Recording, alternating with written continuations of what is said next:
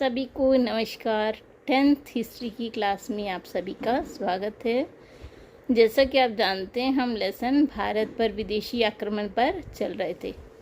आज हम लेसन के तीसरे भाग में हम जानेंगे कि विदेशी आक्रमणकारियों की विशेषताएं क्या थी, उनके आक्रमण करने का भारत पर क्या तत्कालीन प्रभाव पड़े और क्या दूरगामी प्रभाव पड़े। तो चलिए शुरू करते हैं हम अपने टॉपिक को। अब हम जानते हैं विदेशी आक्रमणकारियों की क्या विशेषताएं थी।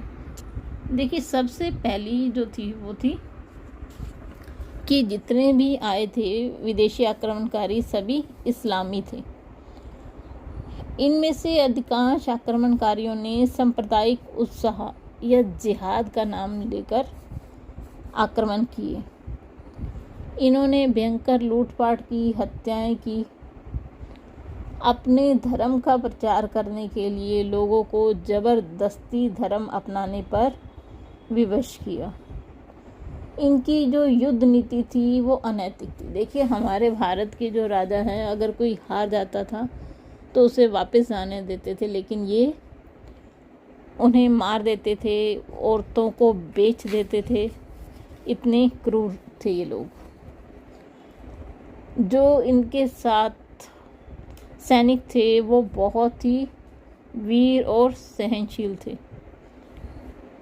हिंदू शासकों ने आदर्श और नैतिकता का इन विदेशी आक्रमणकारियों ने जमकर लाभ उठाया था। चलिए, ये तो हो गई विदेशी आक्रमणों की विशेषताएं। अब जब हम जानते हैं भारतीय शासकों की क्या भूल थी। देखिए, उन्हें पता भी चल रहा है कि कोई सेना नदी समुद्र पार कर चुकी है या उस रास्ते से आ रही है, फिर भी उन्होंने कार्रवाई करने में देरी की। अगर वो समय रहते ही कार्रवाई करते तो शायद भारत इतना बार बार गुलाम ना बनता। दूसरा, जो आक्रमणकारी विदेशी आक्रमणकारी युद्ध में हार रहा था, हारने के बाद उसे वापस जाने दे रहे थे, जो कि सबसे बड़ी भूल थी। जो व्यक्ति वापस जा रहा था वो साल 2 के बाद दोबारा से सशक्त होकर लड़ने के लिए आ रहा था। तीसरी क्या थी? उचित गुप्तचर व्यवस्था नहीं थी। मतलब हमारी देखिए, प्राचीन काल में जो सूचना देने के लिए, अब तो कितनी एजेंसीज आ गई हैं, लेकिन उस समय गुप्तचर होते थे। वो जो गुप्तचर व्यवस्था थी वो उचित नहीं थी। अब हम जान लेते हैं विदेशी आक्रमणकारियों ने भारत पर क्या प्रभाव डाले।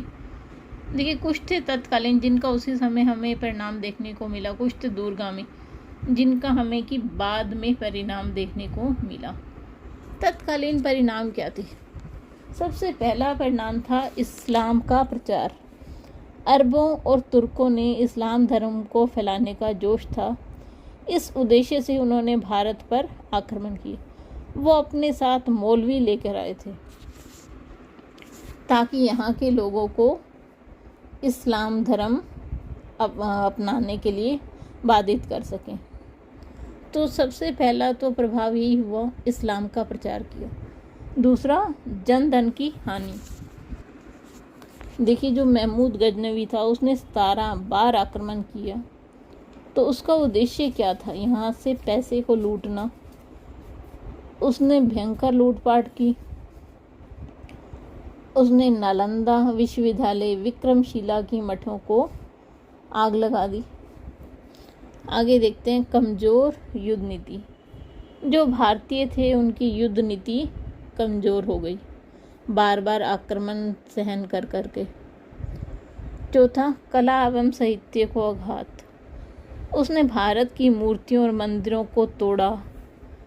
वहाँ से जो अपने साथ वो कारीगर लाए थे उनसे अनेक तरह की मस्जिदें बनवाई। अगला था भारत में तुर्क सत्ता की स्थापना। तुर्कों के आक्रमण से भारत में तुर्क सत्ता की स्थापना हुई। मोहम्मद गोरी ने पंजाब पर आक्रमण करके भारत के अंदरूनी भागों पर कब्जा कर लिया। इस तरह भारत में भी तुर्की सत्ता की स्थापना हुई। ये तो थे उसी समय दिखाई देने वाले प्रभाव। अब हम जान लेते हैं दूरगामी प्रभावों के बारे में। देखिए आज की डेट में भी भारत में इस्लाम धर्म काफ़ी प्रसिद्ध है, तो ये उसका दूरगामी परिणाम था सबसे पहला कि भारत में इस्लामी राज्य की स्थापना हुई। सामंती, जो भारत में सामंत प्रथा, मतलब जो बड़े बड़े राजपूताना घराने थे वह सब ख़त्म कर दिए गए। आगे इस्लामी स्थापत्य का विकास।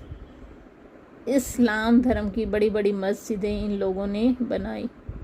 शिक्षा और भाषा पर प्रभाव। इन्होंने जो भारत की शिक्षा नीति थी गुरुकुलों की, उसे ख़त्म कर कर अपने स्वयं के मदरसों की शुरुआत की, जहाँ पर लोगों को फ़ारसी भाषा सिखाई जाने लगी।